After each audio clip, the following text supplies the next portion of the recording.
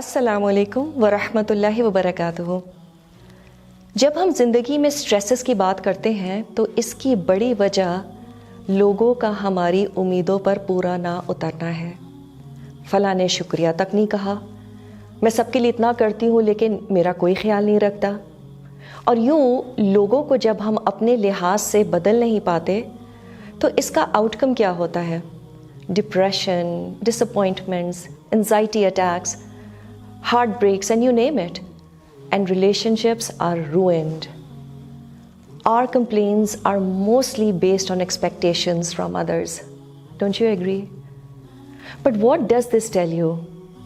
This shows that your iman on akhirah is not clear. ہمارا آخرت پر ایمان واضح نہیں ہے، کامل نہیں ہے۔ وہ کیسے؟ یہ دنیا دار الجزا نہیں ہے، we know that. This world is not a place for payback. Here we are just expected to work and work really hard. اور ہر اچھے کام کا بدلہ آخرت میں ملے گا۔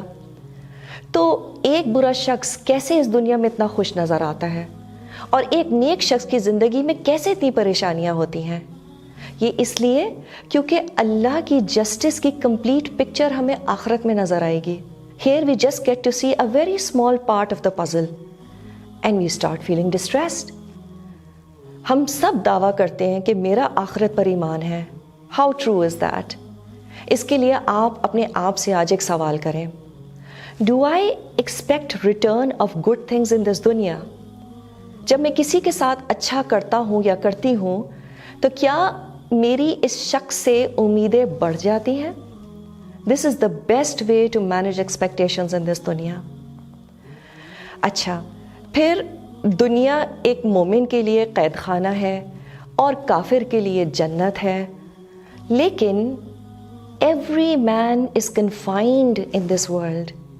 یہ کنفائنمنٹ بہت مختلف شکلوں کی ہے۔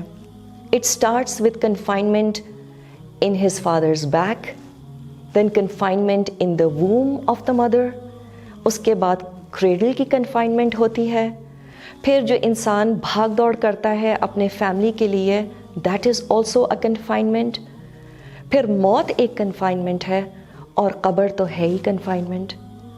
تو دنیا میں تو سختیاں ہی سختیاں ہیں۔ جو اللہ کو راضی نہیں کرتے ان کی زندگیوں میں بھی ہارڈ شپ اور کنفائنمنٹس تو ہیں، لیکن ہم ان تمام سختیوں کو بالکل بھول جائیں گے اگر جنت میں پہنچ گئے انشاءاللہ۔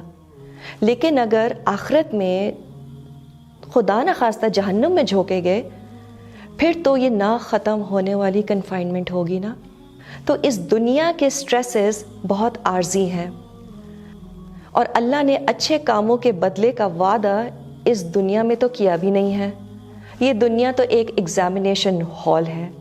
کبھی امتحان کے دوران ہمیں مارکس دیے جاتے ہیں تو صبر، دیٹس دا کی ٹو سکسیس۔ اللہ بڑا قدردان ہے، ہماری نیکیوں کو ضائع نہیں ہونے دے گا۔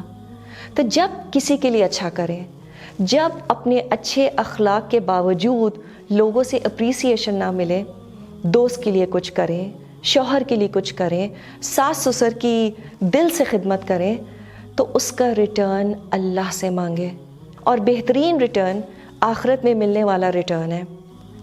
اس کا اس دنیا میں بھی ایک بہت خوبصورت ریٹرن ہے ویسے، اور وہ کیا ہے؟ You are going to sleep peacefully. آپ بہت پرسکون رہیں گے، اور اگر لوگ آپ کو اپریشیٹ نہ بھی کریں آپ کی ریلیشن شپ ان سے خراب نہیں ہوگی۔ پھر لوگوں کے غلط رویے سے اللہ آزماتا بھی تو ہے کہ ان سے جو اتنے اچھے ہو تو کس کے لیے؟ کیونکہ اگر واقعی صرف اللہ کے لیے ہے تو پھر دوسروں کے رسپانسز سے کیا ماتھے پر بل آنے چاہیے؟ Will it make you sad? Should your heart break? No. And why? Because there is a bigger yes burning inside you. اور میں آپ کو بتاؤں، اللہ ہم سے اتنی محبت کرتا ہے کہ وہ ہمیں اس دنیا میں پھر بھی اکثر اوقات محبت دے ہی دیتا ہے، عزت دے ہی دیتا ہے، لوگوں کی تعریف بھی دیتا ہے۔ لیکن کیوں؟ Guess what? That's a test too.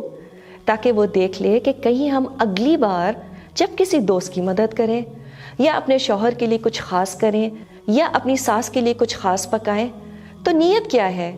Why are you being nice to people?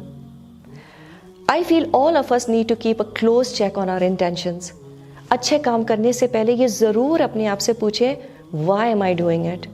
And I promise you, you will never have any stresses in life, inshallah ta'ala.